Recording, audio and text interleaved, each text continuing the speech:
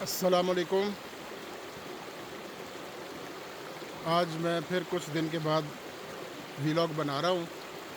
فجر کے بعد میں اسی جگہ پہ آ گیا ہوں نماز پڑھ کے، لیکن آج آپ دیکھیے کہ وہی دن ہے، وہی ٹائم ہے، لیکن اس وقت فوگ آئی ہوئی ہے اسلام آباد کے ارد گرد بھی۔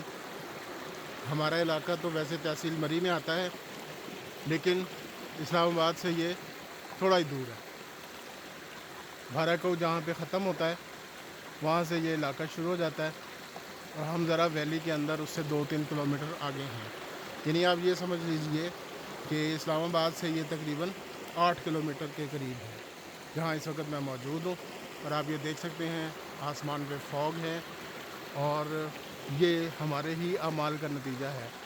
اللہ تعالیٰ نے 1400 سال پہلے ہی فرما دیا تھا کہ زمین اور پانی میں فساد پھیل چکا ہے، اور یہ فساد انسان کے اپنے کاموں اور کرتوتوں کی وجہ سے ہے۔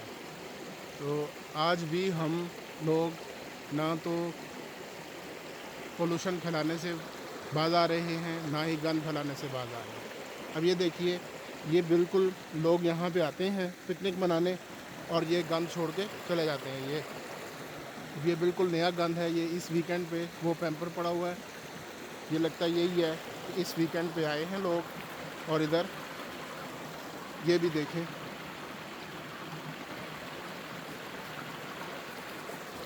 چپس کے پیکٹس اور پیمپرس چھوڑ کے اتنے خوبصورت علاقے میں چلے گئے۔ اسی طریقے سے خوبصورت سے خوبصورت ترین علاقے میں جاتے ہیں، اور وہاں پہ یہ دھواں پھیلانے والی گاڑیاں لے کے جاتے ہیں، اور دھواں ہر جگہ پھیلاتے ہوئے، پولوشن پھیلاتے ہوئے چلے جاتے ہیں۔ کل ہی ایک رپورٹ میں پڑھ رہا تھا کہ اسموک کی سب سے بڑی وجہ جو ہے وہ دھواں پھیلاتی ہوئی گاڑیاں ہیں، اور دھوئیں کے علاوہ جو پیٹرول سے گاڑیاں چلتی ہیں ان کا علیحدہ سے جو پولوشن آتی ہے وہ ہی اسموگ اور فوگ کی زیادہ وجہ ہے۔ ہم نے ابھی تو فی الحال انڈیا پہ الزام لگا دیا ہے کہ انڈیا سے ہوا آ رہی ہے۔ اب یہ ہوا آج پہلی دفعہ آئی ہے۔ ہم لوگ، اب میری عمر ماشاءاللہ سے میں نے پچھلی دفعہ بھی بتایا تھا 59 ہے، تو 59 ایئرز میں تو ہم نے آج تک تو نہیں یہ دیکھا تھا، یہ سنا تھا کہ انڈیا سے ہوا آئی ہے اور وہ گند لے کے آئی ہے۔ انڈیا نے تو اپنے علاقے صاف کیے ہیں کئی۔ دہلی میں انہوں نے CNG کی گاڑیاں چلائی اور وہ پولوشن پھیلانے والی گاڑیاں بند کی۔ تو بہرحال یہ ہمارے پاکستان میں ایسا ہی ہے کہ ہم نے خود کچھ نہیں کرنا، الزام دوسروں پہ لگانا ہے۔ بیوروکریٹس کو کس نے کہا ہے کہ وہ تنخواہیں اور مراعات لیں اور کام نہ کریں؟ ججز کو کس نے کہا ہے کہ مراعات لیں، تنخواہیں لیں اور کام نہ کریں، اور کام وہ کریں جو ان کے ایمبٹ میں اور جورسڈکشن میں نہیں آتا؟ تو لیکن یہ ہمارا ملک ایسے ہی چل رہا ہے ماشاءاللہ سے۔ تو اس کے ساتھ ساتھ اب یہ ہے کہ 2 بڑے ہی اچھے قانون بنے ہیں پاکستان میں جو اوورسیز پاکستانیز کے لیے بہت کام کے ہیں۔ ابھی ایک قانون کا تو دائرہ فی الحال صرف اسلام آباد کی حد تک ہے، وہ یہ ہے کہ اوورسیز پاکستانیز نے جو اپنی جائیدادیں خریدی ہوئی ہیں ان پہ اگر کوئی مسئلہ آتا ہے تو اس کے لیے اسپیشل کورٹس بنا دی ہیں۔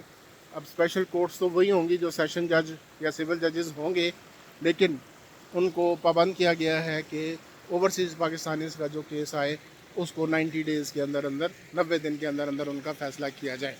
تو اب دیکھتے ہیں کہ اس کا اطلاق کیسے ہوتا ہے، 90 دن میں کوئی فیصلہ ہوتا ہے کہ نہیں ہوتا۔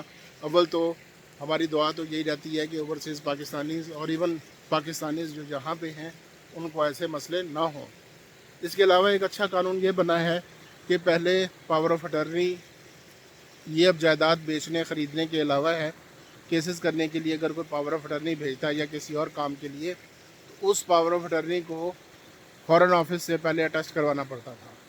اب فارن آفس سے اور اس سے پہلے جس بھی ملک میں وہ رہتے تھے وہاں پہ پاکستان کے ہائی کمیشن یا ایمبیسی سے اٹیسٹ کروانا ہوتا تھا، اور پاکستان آنے کے بعد جس کو دیا گیا ہے پاور آف اٹرنی اس کی ایک کلاس اور ایک کٹ لگتی تھی، جس کو پنجابی میں کہتے ہیں کٹ لگنا، کہ وہ بیچارہ فارن آفس کے چکر لگاتا رہتا تھا۔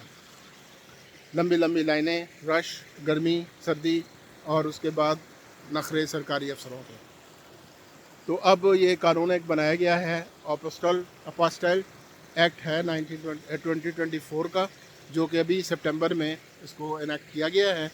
اس میں یہ کہا گیا ہے کہ نوٹری پبلک سے جو اٹیسٹڈ ڈاکیومنٹ ہوگا کوئی بھی، اس میں پاور آف اٹرنی بھی شامل ہے جائیداد خرید و فروخت کے علاوہ، وہ ڈاکیومنٹ اپاسٹل سرٹیفکیٹ کے ساتھ جب آئے گا نوٹری پبلک سے اٹیسٹ ہو کے، تو پھر اس کو پاکستان میں کہیں اور سے اٹیسٹ کرانے کی ضرورت نہیں ہوگی، وہ ایز اٹ از پاکستان میں استعمال ہو سکے گا۔ تو آج کے لیے اتنا کافی ہے، اجازت چاہتے ہیں۔ اللہ حافظ، السلام علیکم۔